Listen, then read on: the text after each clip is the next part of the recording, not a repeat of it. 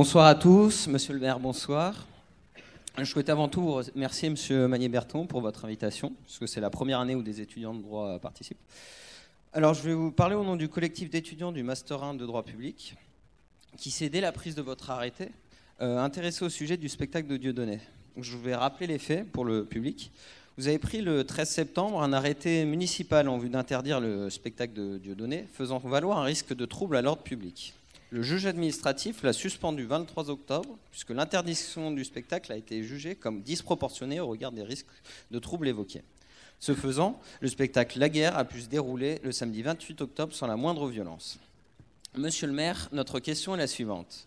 N'avez-vous pas instrumentalisé politiquement votre pouvoir de police en adoptant l'arrêté anti-Dieudonné, et cela ne se retourne-t-il pas contre vous en soulignant certaines faiblesses sur votre politique en matière de sécurité à Grenoble? Je vais détailler mes propos.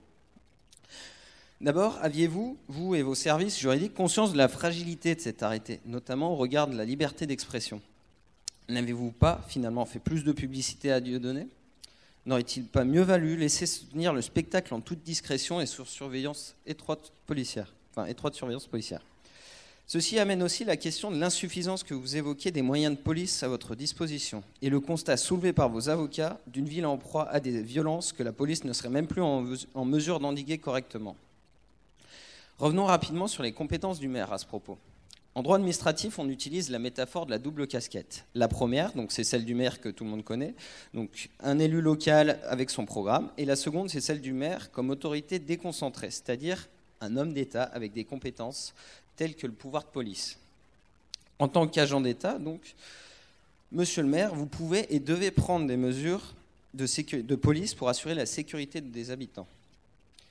Vous n'avez pas manqué de rappeler certaines spécificités grenobloises, notamment sur les violences énumérées devant le juge par vos avocats, par une liste des plus exhaustives, illustrée notamment par une délinquance supérieure à 62% par rapport à la moyenne nationale cette année.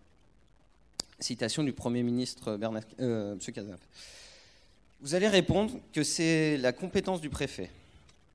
Vous avez plaidé le manque de moyens propres. Vous aviez tout à fait, par contre, la possibilité de solliciter la préfecture en renfort, surtout dans une ville où, en effet, la majorité de la sécurité revient à la police nationale. La colonne de camions de CRS déployés lors du spectacle de Dieudonné montre que vous auriez pu vérifier au préalable auprès de lui la disponibilité des forces de police. Ça a d'ailleurs peut-être été fait. Peut-être. On se place par rapport au propos de... Oui. Voilà. À ce propos, l'interview du préfet dans l'article du journal du Dauphiné Libéré du 9 novembre, donc jeudi dernier, semble laisser paraître certains froids ou manque de communication entre le préfet et vous-même, ce qui paraît pourtant fondamental en matière de sécurité. Le préfet y a pointé du doigt l'absence complète de mise en œuvre de moyens à votre disposition. Il a notamment évoqué les caméras de vidéosurveillance, la prévention, ou encore, on pourrait aller plus loin, sur la simple utilisation de l'éclairage public le soir. En somme, monsieur le maire, je vous répète notre question. N'avez-vous pas donc instrumentalisé politiquement votre pouvoir de police en adoptant l'arrêté anti-Dieudonné? Et cela ne s'est-il donc pas retourné contre vous en soulignant certaines faiblesses de votre politique en matière de sécurité à Grenoble? Merci. Merci beaucoup. Alors, il y a deux points qui sont pour moi totalement disjoints. La question de Dieudonné, c'est que finalement, on est là face à quelqu'un qui fait du business, malsain, de mon point de vue, mais la question que je me pose en tant qu'effectivement autorité de police, c'est la question de l'ordre public. Le regard du Conseil d'État sur l'ordre public, il a un petit peu changé. Il y avait une vision extrêmement stricte qui date, je crois, de 1933, l'arrêté Benjamin, mais vous devez connaître ça bien mieux que moi. Ça a évolué puisqu'on a eu un autre regard début 2014, et puis à nouveau une reprise extrêmement stricte depuis de la jurisprudence du Conseil d'État. Donc on a une jurisprudence mouvante sur le fait de comment on mesure l'ordre public, sachant qu'est intégré à l'ordre public les questions de moralité de la vie publique et également de dignité humaine.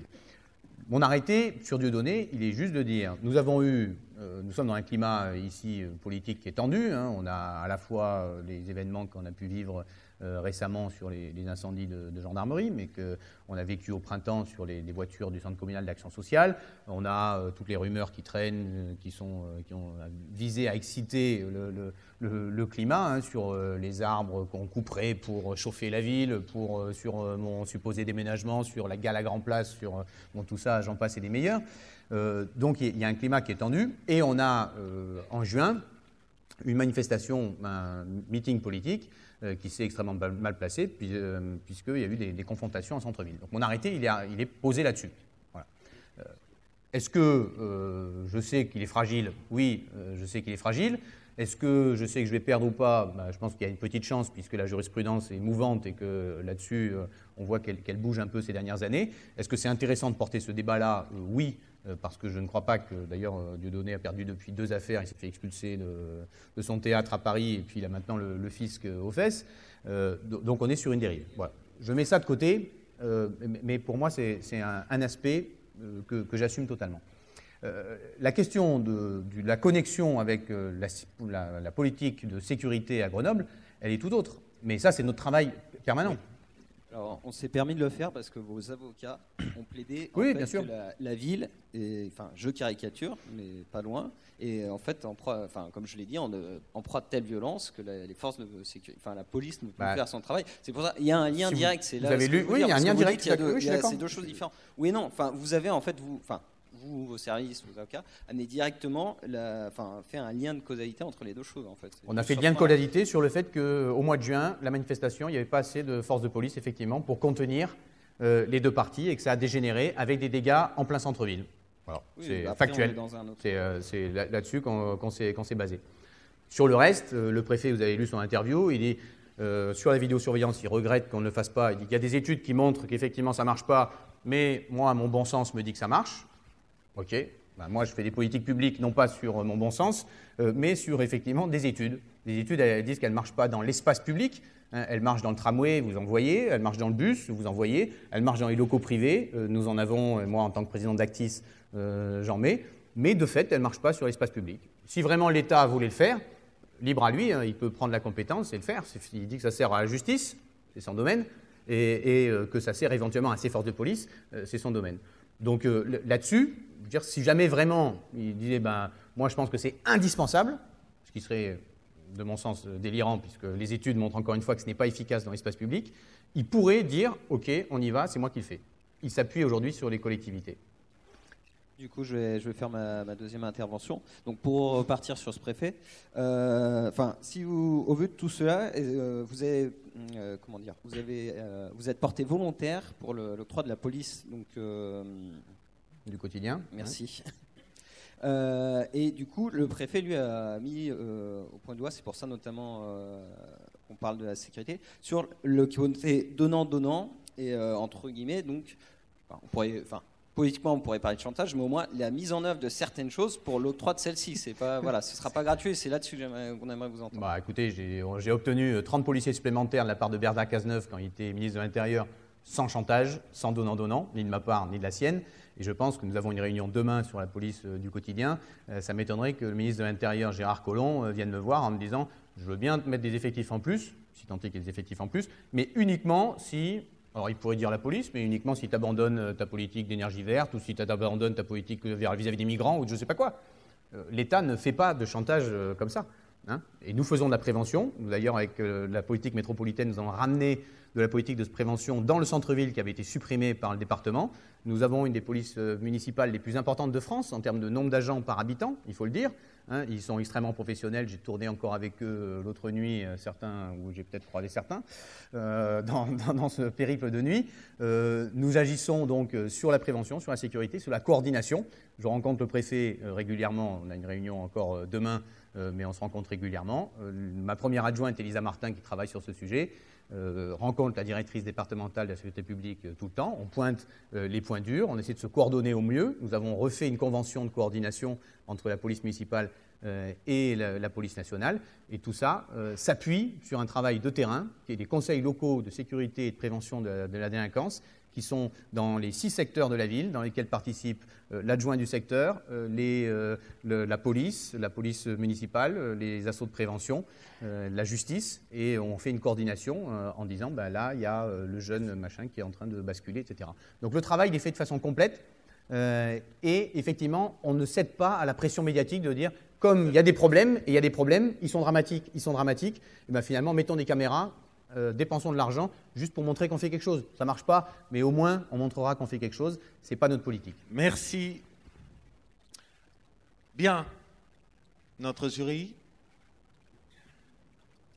Dubitatif, hein?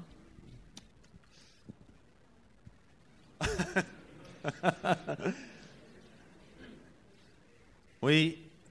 Mais ça, c'est quand même normal. Les juristes sont plus durs que les économistes et les politologues. C'est habituel. Émilie, exprime-toi. Un vert, un rouge. Bien. Là aussi, nous avons l'expert de ces questions dedans, Romain, qui va commencer. Donc je suis un peu jugé parti donc sur cette problématique-là. Moi, il y a juste un aspect auquel je trouve que vous n'avez pas répondu, mais l'échange avec Pierre était intéressant de ce point de vue-là. Vous ne nous avez pas dit si avant de prendre cet arrêté d'interdiction, qui normalement est une mesure qu'on ne peut prendre que s'il n'y a aucune autre solution alternative. C'est la proportion, la proportionnalité. Voilà, c'est ça la Benjamin. Si vous aviez sollicité en fait la préfecture pour savoir s'il y avait des forces de police suffisamment mobilisables. Non, parce que c'est vrai que ça n'a pas été plaidé par exemple par vos avocats qui n'ont pas dit au tribunal. On a demandé à la préfecture s'il y avait les forces de police disponibles. Ils nous ont dit que non. Donc, une question de timing, effectivement, puisqu'on a choisi de faire notre arrêté très tôt. Et donc, à ce stade-là, le préfet, il ne sait pas encore combien il a, est-ce qu'il peut avoir une demi-compagnie en plus ou pas. Le marché de la demi-compagnie de CRS est extrêmement concurrentiel en France. Émilie, des supplémentaires ou la même chose? Non, je regrette un petit peu que vous soyez écarté de la question pour évoquer la vidéosurveillance, alors que ce n'était pas franchement la question qui vous était posée. Ça a été mentionné par la question? Oui, mentionné. Comme un élément majeur de l'interview du préfet. Comme si quelqu'un en a retenu quelque chose, il me semble que c'est ça quand même. Très bien. Les études prouvent que ça ne marche pas, mais mon bon sens dit le contraire. Mais ça... Ouais. Je garde la citation. Qu'est-ce que vous en pensez?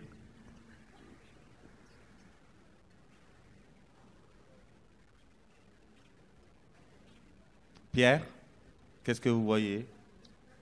50-50. Ouais, c'est très proche. Hein. Là-haut, il y a...